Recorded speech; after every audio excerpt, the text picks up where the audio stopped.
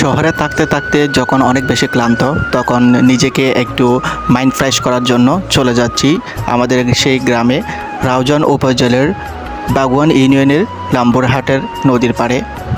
Hello guys, আসসালামু আলাইকুম। কেমন আছেন সবার? কী অবস্থা? সবাই ভালো আছেন আশা করি। তো এই কয়েকদিন অনেক বেশি ঝামেলা থাকার কারণে অ্যাকচুয়ালি অনেক বেশি আমি ক্লান্ত ছিলাম। তো ভাবলাম যেহেতু বারবার গ্রামে যাওয়া হচ্ছে তাই আবারও শৈশবে ফিরে যাক। তো ওই দিনের ওয়েদারটা ছিল আসলে অনেক বেশি জোশ। তো সেই ছোট্টবেলায় আসলে এই লাম্বরহাটের মধ্যে নানু বাড়িতে যখন আমরা যাইতাম বোয়ালখালী শ্রীপুরে, তখন আমরা হেঁটে হেঁটে যাইতাম। কিন্তু আজকে অবশ্যই বাইকে করে যাচ্ছি মামা বাগিনা একসাথে। তো এই যে দেখেন এখানে যে একটা নদীর পাড় রয়েছে, এটা ধরতে গেলে গরিবের কক্সবাজার বলাই যায়। এখানে হিন্দুরা যারা আছে তারা ছেলেমেয়েরা ওই একসাথে এখানে গোসল করে। তো মনকে ফ্রেশ করার জন্য সবসময় তো আর কক্সবাজার যাওয়া যায় না, এত টাকা খরচ করে, তাই নিজেকে একটু ফ্রেশ করার জন্য এই নদীর পাড়ের দিকেই চলে আসি। তো আপনারা যারা আমাদের আশেপাশে আছেন রাউজানের মধ্যে, আপনারাও চাইলে এখানে আসতে পারেন। গ্রামীণ পরিবেশ কতই না সুন্দর, এটা একমাত্র তারাই ফিল করতে পারবে যারা গ্রামে থাকে তারা। আর যারা আপনারা শহরে থাকেন তারা এটা কখনো বুঝতে পারবেন না। এখানে আপনি গ্রামে আসলে আরে আপনার খাবার দাবারের কোনো ব্যবস্থাই করতে হবে না, এখানে আছে মেজবান, আপনার বিয়ে আকিকা প্রতিদিনই থাকবে। তো এইসব নিয়ে বন্ধুবান্ধব নিয়ে আপনার গ্রামীণ পরিবেশে আসলে অনেক মজা। তো চলে আসলাম লাম্বরহাটের মধ্যে আপনার নদীর পাড়ে। আমি যবে এইখানে গ্রামে ঘুরতে আসি বা বেড়াতে আসি, আমি সবসময় এই জায়গাটাতে যাই। তো এই জায়গাটা আসলে মাইন্ড ফ্রেশ করার জন্য অনেক আমার কাছে ভালো লাগে। তো সেই গ্রামের কৃষ্ণচূড়া দেখতে দেখতে গ্রামের আঁকাবাঁকা রাস্তা দিয়ে চলে গেলাম আসলে লাম্বরহাট বাজারে।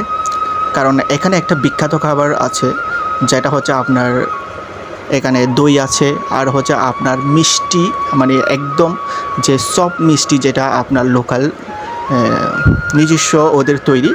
তো মিষ্টি দিয়ে যখন আপনি পরোটাটা খাবেন তখন আপনি বুঝতে পারবেন আসলে এইটার স্বাদটা কেমন।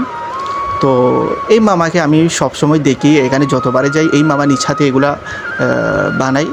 তো আপনি চাইলে এখান থেকে উপভোগ করতে পারেন।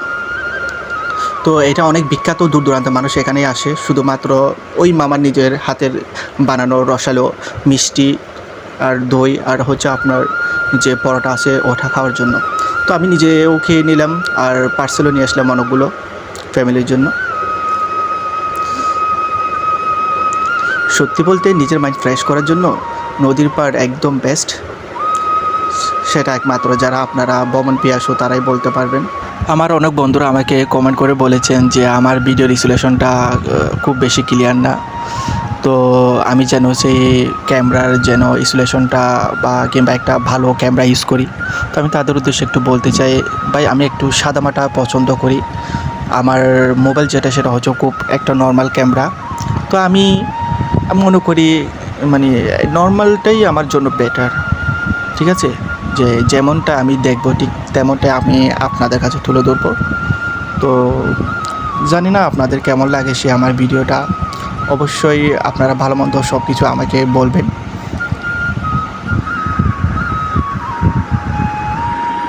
তো আমার তো অনেক বেশি ভালো লেগেছে পড়ন্ত বিকালে নদীর ধারে বসে ওয়েদারের সাথে আপনার গ্রামীণ পরিবেশে এত শান্তশিষ্ট একটা পরিবেশের মধ্যে নিজেকে ফ্রেশ করতে। তো আশা করছি আপনাদের অনেক বেশি ভালো লেগেছে, অবশ্যই কমেন্ট বক্সে জানাবেন। তো আপনারাও চাইলে আপনাদের গ্রামীণ পরিবেশ কিংবা আপনারা যদি ইচ্ছা হয় তাহলে আপনারাও আমার এখানে এলাকায় আসতে পারেন। আমি যথেষ্ট চেষ্টা করব আপনাদেরকে আমার এলাকা ঘোরানোর জন্য।